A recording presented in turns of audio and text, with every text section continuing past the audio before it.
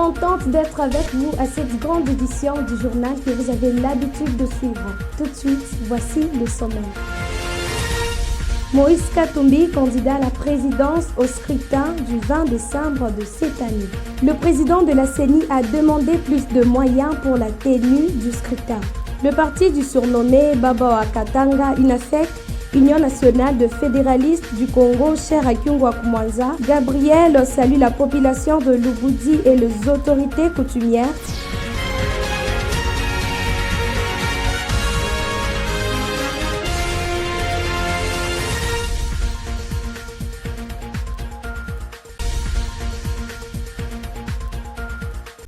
Encore une fois, bienvenue. Moïse Katumbi, candidat à la présidence au scrutin du 20 décembre de cette année, s'est dit préoccupé par l'insécurité à l'est du pays. Il a dit lors du lancement officiel de sa campagne à Goma. Alvin Swana nous en dit plus. Monsieur Katumbi a promis l'amélioration des conditions de vie des populations de l'Est du pays, victimes des exactions des groupes armés, proposant la création d'un fonds spécial de 5 milliards de dollars américains pour le Nord Kivu et l'Uturi.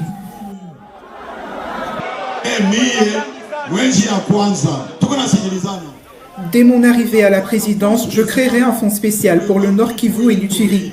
Et vous voulez savoir à combien s'élèvera ce fonds spécial ? 5 milliards de dollars américains. Lors du meeting, l'opposant a ouvertement critiqué le président sortant Félix Tshisekedi, notamment sur la situation sécuritaire dans la région. Le Nord Kivu, dont Goma est la capitale, est confronté à la présence de groupes armés, dont le M23. Cela fait beaucoup trop longtemps qu'ils pleurent sur le M23 et le Rwanda. Ont-ils trouvé des solutions depuis ? Je suis venu pour trouver une solution. Est-ce qu'on se comprend ? Avec moi, tu attaques, j'attaque aussi. Est-ce qu'on se comprend ? Vous récupérez, je récupère aussi, n'est-ce pas ? Je vais m'installer ici et finir la guerre dans quelques jours. Est-ce qu'on se comprend ? La récente menace du M23 dans la région a renforcé les inquiétudes et malgré les efforts militaires et autres alliances, la situation reste préoccupante. Les populations du Nord Kivu appellent avant tout au retour de la paix. La période électorale, de la campagne électorale, et ce que nous voulons à tous les candidats, tous les prétendants candidats, ceux qui veulent briguer la magistrature suprême, notamment Félix Tshisekedi, Moïse Katumbi et autres, c'est d'abord de restaurer la sécurité dans notre pays, notamment plus particulièrement dans notre province du Nord Kivu. L'élection présidentielle est prévue pour le 20 décembre avec 25 candidats en lice. Mais la transparence du processus fait débat. Jeudi, certains opposants ont promis de porter plainte contre la commission électorale. Le président de la CENI a demandé plus de moyens pour la tenue du scrutin. Denis Kadima rassure que tous les électeurs devront pouvoir voter.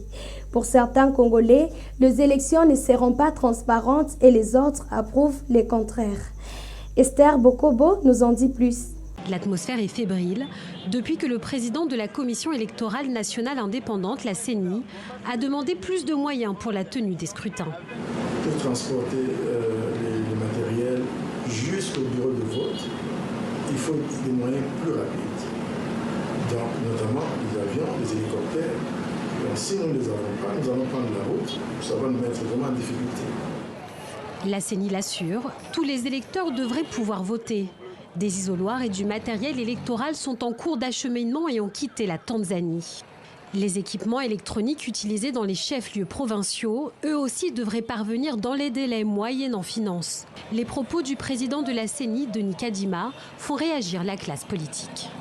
Au vu de la manière dont les choses se passent, si les élections ont lieu, elles seront tout sauf transparentes. En fait, c'est une demande classique de la CENI qui ne nous étonne pas du côté de l'Union sacrée. Et nous estimons, droit dans le botte, que la CENI organisera des élections dans les délais. La CENI assure pouvoir organiser les élections le 20 décembre prochain. Reste une inconnue, la sécurité dans les territoires en proie au conflit. Pour l'amour de leur pays, volontairement, ils se sont intégrés dans la force armée congolaise. Plus ou moins 10 000 jeunes de sexe et âges différents. Tina Massango nous en parle. Alignés, en treillis et le crâne fraîchement rasé, Ils sont plus de 10 000 jeunes Congolais à s'être portés volontaires. Bientôt, ils iront combattre les rebelles du M23 à l'est du pays. Sur cette base militaire de Kitona, à près de 600 km au sud-ouest de Kinshasa, les nouvelles recrues doivent recevoir l'instruction nécessaire avant de se confronter au terrain. La tâche sera difficile, car les membres du M23 sont très mobiles. Défendre le territoire congolais, quel qu'en soit le prix à payer, c'est la feuille de route donnée par Félix Tshisekedi. Votre devise. Dans son discours, le chef de l'État pointe aussi du doigt le rôle supposé des forces étrangères dans la résurgence du M23. Kinshasa accuse Kigali d'être un soutien du mouvement rebelle. Je préfère vous montrer par des actes comment notre armée va gagner en valeur et va reprendre sa réputation d'antan pour faire trembler tous nos ennemis et tous ceux qui tenteront désormais de nous attaquer.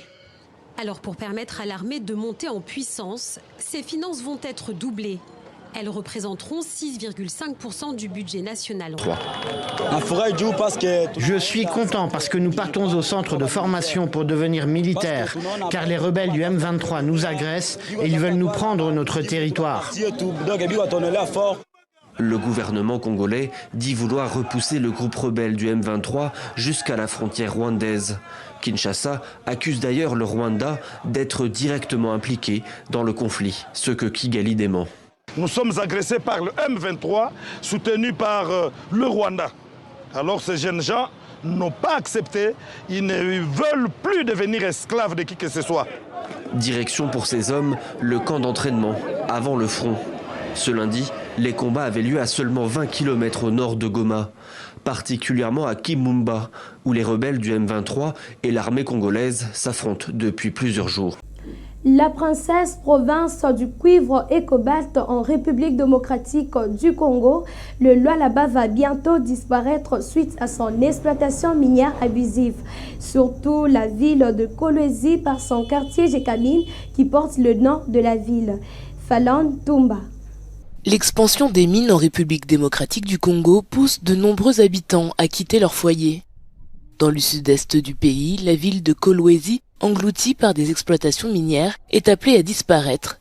Jekamine, l'un de ces quartiers autrefois prospères, est presque détruit. Il n'y en a pas de gens pour nous aider. Le quartier de Jekamine Kolwezi est déjà foutu. Tout, c'est déjà foutu. On a déjà pris tout ça. On a déjà vendu ça. La ville va disparaître. Va disparaître. Ça n'existera jamais. Dans 10 ans en tout cas, ça n'existera jamais. Jamais. Tout le monde est déjà parti.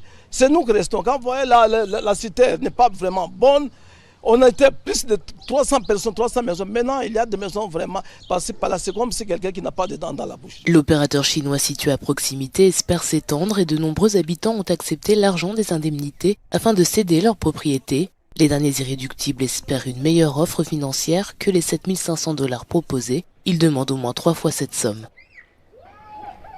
Notre code minier nous demande de négocier avec les clients. Avant les clients, alors c'est les Chinois. Nous sommes les vendeurs. Maintenant, ça se fait maintenant, c'est le forfait.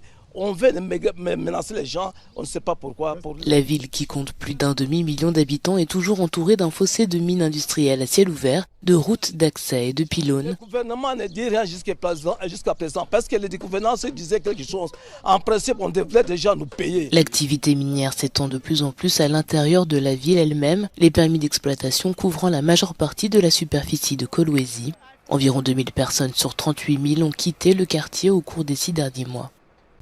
Le parti du surnommé Baba Katanga, UNAFEC, Union nationale de fédéralistes du Congo, cher Kyungu Wakumanza Gabriel, salue la population de Lubudi et les autorités coutumières. Honorable Trésor, candidat à la députation provinciale. Suivez.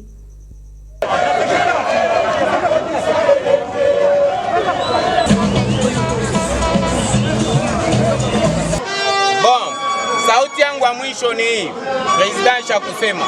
Tunaremercie mbele ba chef coutumier bote ya territoire ya Lubudi. Mubapike mbele mikono bote. En commençant par lui-même, Mwami Kanyeranyera, chef de groupement, chef Nguba, chef Mpala, chef Mwenda Mukose, chef bote tunabashukuru paske bonjo beo natuchunga mugini tunapatana. Beheshimie chef wetu kutimie bonjo benye mugini tunapatana. Passant tunalamukia baene betu bote.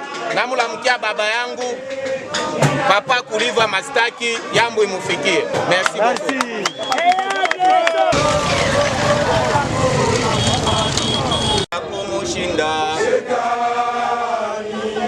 Masauti letu tunamwita Bwana. Le parti du surnommé Baba Katanga, UNAFEC, Union nationale de fédéralistes du Congo, cher Kyungu Wakumanza Gabriel, salue la population de Lubudi et les autorités coutumières. Honorable Trésor, candidat à la députation provinciale. Suivez.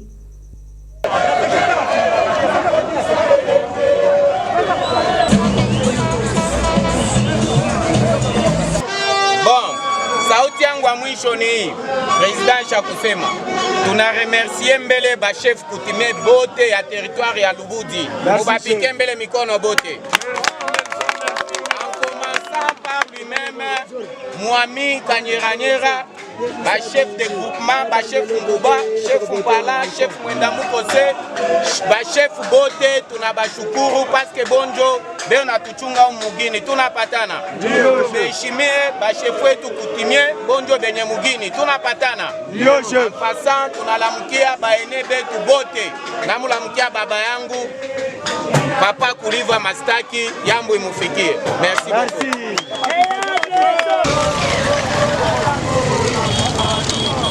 Kumushinda